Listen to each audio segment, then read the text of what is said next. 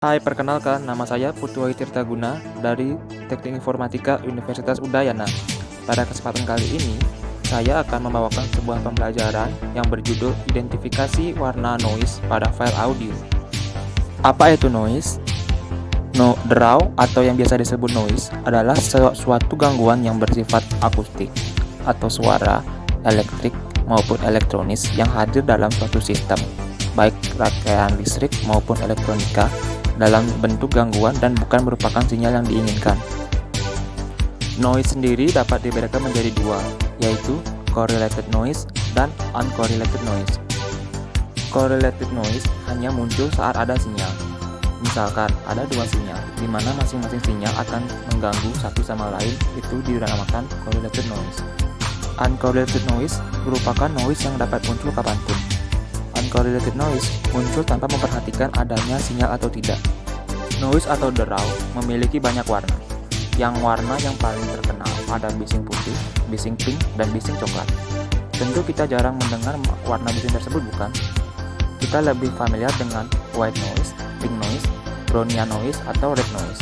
Maka akan lebih mudah didefinisikan dalam istilah aslinya atau dalam bahasa Inggris daripada menerjemahkannya ke dalam bahasa Indonesia.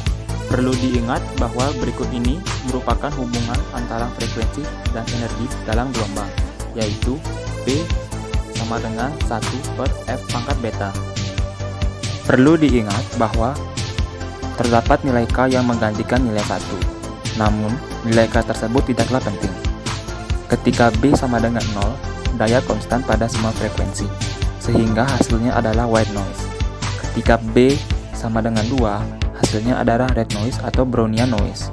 Dan ketika B adalah di antara 0 dan 2, hasilnya adalah antara white noise dan red noise. Jadi itu disebut dengan pink noise.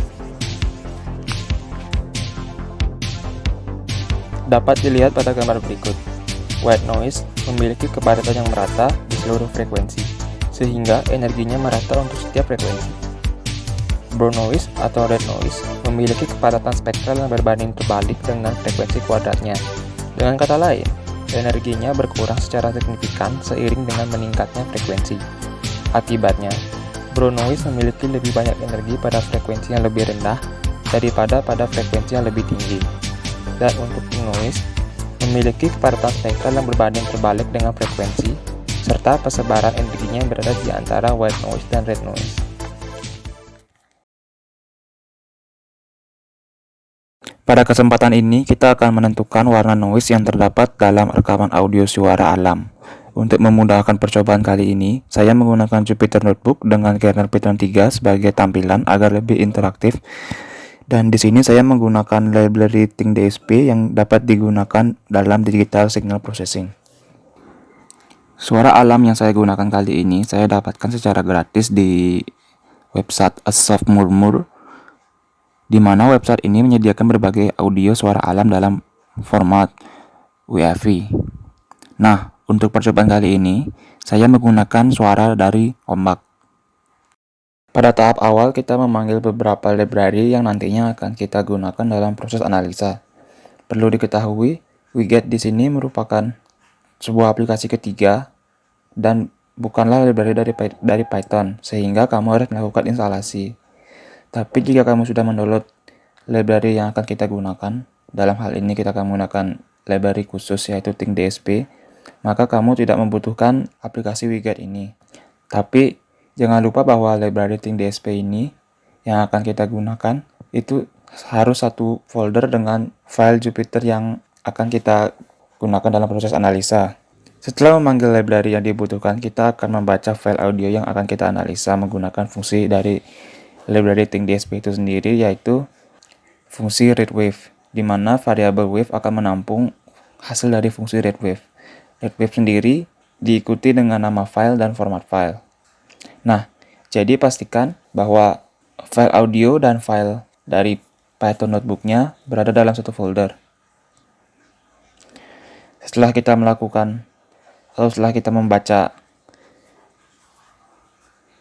file audio, kita dapat melakukan tes bahwa itu merupakan audio yang benar. Kita bisa mainkan musiknya.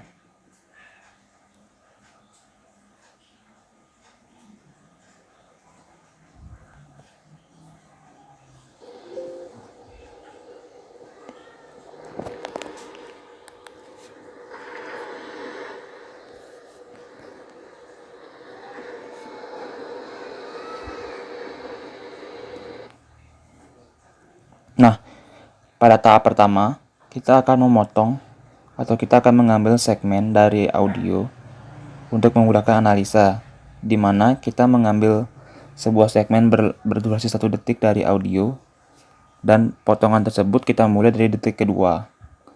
Lalu di sini ada variabel segmen yang akan menampung potongan audio tersebut, dan kita dapat memainkan atau mengeplay audio dari potongan segmen. Nah,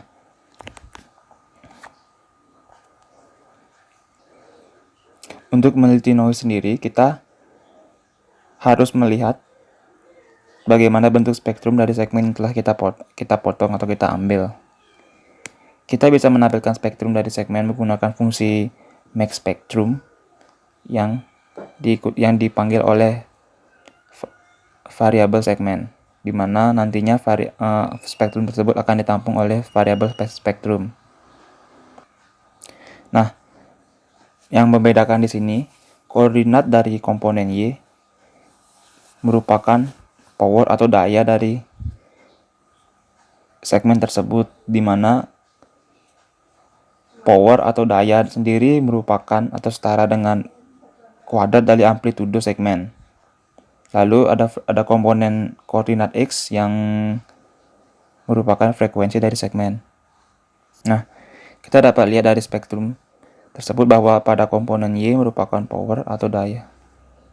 Kita dapat lihat bahwa terdapat hubungan yang berkebalikan antara power dan frekuensi, di mana kita lihat untuk setiap nilai frekuensi yang bertambah, maka terdapat nilai daya yang terus berkurang.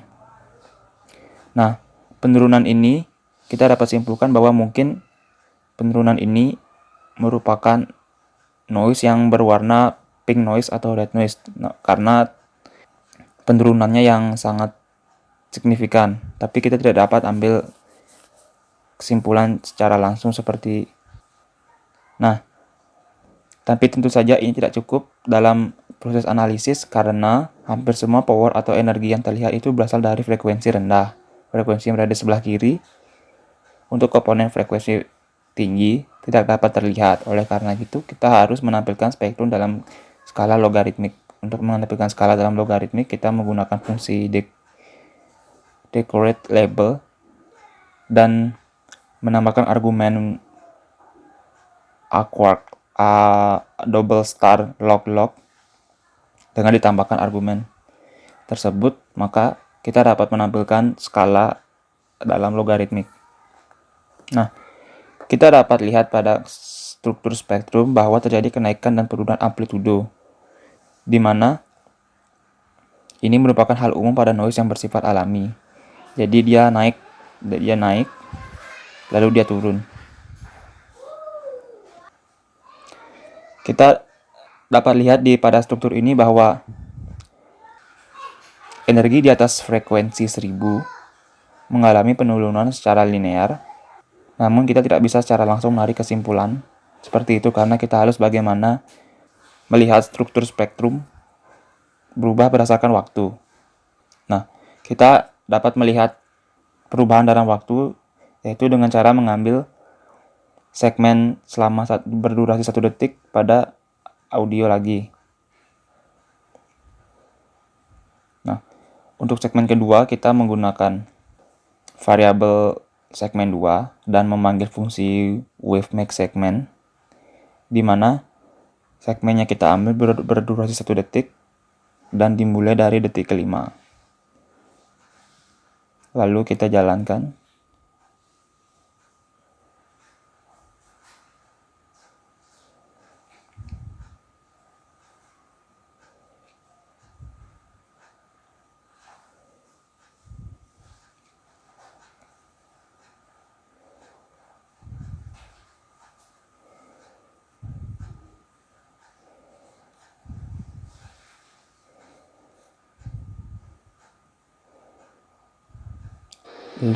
Lalu kita play.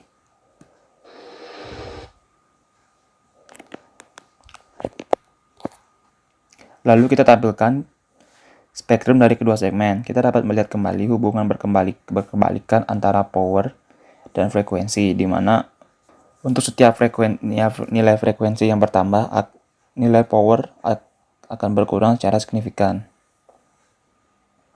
Maka dari itu, secara garis besar, bentuk spektrum tidaklah berbeda.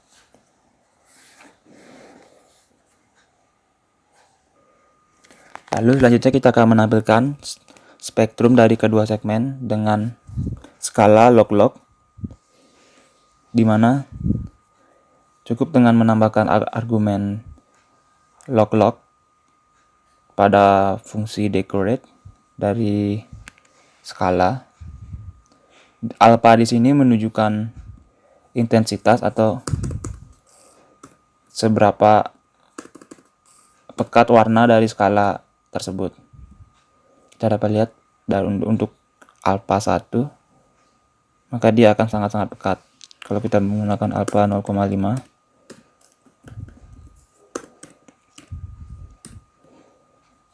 maka dia akan sedikit tembus pandang.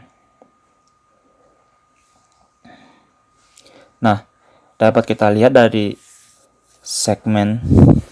kedua segmen yang ditampilkan spektrumnya secara logaritmik bahwa strukturnya hampir sama, sehingga kita dapat tegaskan bahwa strukturnya akan tampak konsisten dari waktu ke waktu. Nah, selanjutnya kita akan menampilkan spektrogram dari audio. Nah, kita dapat lihat di sini bahwa spektrogram adalah representasi visual dari spektrum frekuensi sinyal karena bervariasi dengan waktu. Dalam gambar kita lihat bahwa campuran frekuensi hampir sama. Maksud saya hampir konsisten. Maksudnya hampir konsisten di sini mereka hampir seluruh frekuensi ada dalam gambar. Namun semakin berjalannya dengan waktu, amplitudo keseluruhannya berkurang. Nah, amplitudo di sini merupakan intensitas gelap dari titik-titik yang ada pada gambar. Jadi kita bisa lihat ada penurunan amplitudo sedikit di sini karena terdapat berkurangnya titik-titik yang gelap. Namun frekuensinya secara keseluruhan terlihat merata. Nah, namun dari yang kita lihat di sini kita belum dapat melihat perubahan atau kita belum dapat melihat kedua spektrum yang ditampilkan dalam skala logaritmik. Kita akan sangat kesulitan melihat perubahan nilainya secara linear. Oleh karena itu kita dapat menyederhanakan spektrum tersebut menggunakan metode Bartlett. Jadi secara kasarnya untuk menyederhanakan spektrum ini kita dapat menampilkan daya rata-rata jangka panjang untuk setiap frekuensi. Kita dapat memecah sinyal panjang menjadi segmen, menghitung spektrum daya untuk setiap segmen, dan kemudian menghitung rata-rata seluruh segmen. Jadi, melalui fungsi Bartlett ini, kedua spektrum yang kita tampilkan akan diambil rata-ratanya agar lebih mudah kita dalam melihat nilai dari spektrum. Nah, dan di sini adalah fungsi yang digunakan atau fungsi yang akan kita panggil untuk mendapatkan rata-rata dari spektrum. Bartlett method sendiri membuat spektrogram dan mengekstrak map yang memetakan dari waktu ke objek spektrum, lalu menghitung processing sinyal digital untuk setiap spektrum, menambahkannya dan menempatkan hasilnya menjadi objek spektrum. Ya, secara garis besarnya fungsi ini akan menghasilkan rata-rata untuk setiap nilai yang sangat padat di sini. Setelah kita jalankan, kita dapat lihat setelah kita jalankan fungsi Bartlett, sekarang kita bisa melihat hubungan antara daya dan frekuensi lebih jelas.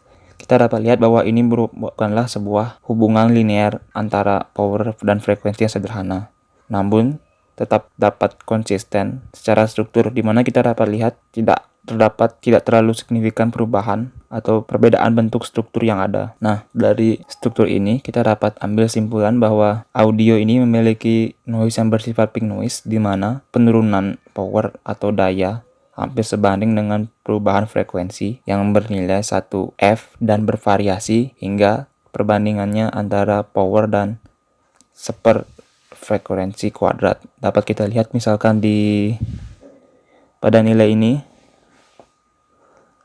penurunan di sini kita dapat lihat power memiliki nilai 10 pangkat min 2 yang bisa dikatakan nilainya sama besar dengan frekuensi kuadratnya yang secara berkebalikan, atau sama dengan F kuadrat secara berkebalikan. 10 pangkat min 2 F kuadrat itu 10 pangkat 4, tetapi secara inverse berada di bawah 1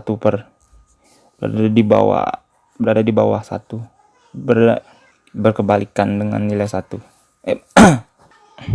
Atau pada awalnya penurunannya berada pada nilai sekitar 1 dengan nilai frekuensi yang mendekati 3 dengan nilai power sekitar 10 pangkat 2 dengan nilai frekuensi sekitar 10 pangkat 3, lalu turun terus hingga memiliki nilai power sekitar 10 pangkat minus 2 dengan nilai frekuensi yang mendekati 10 pangkat 4. Jadi kita dapat simpulkan bahwa audio ini memiliki noise yang bersifat atau berwarna pink noise, di mana penurunan dari power atau dayanya bervariasi dari persamaan P itu 1 per frekuensi hingga P 1 per F pangkat 2.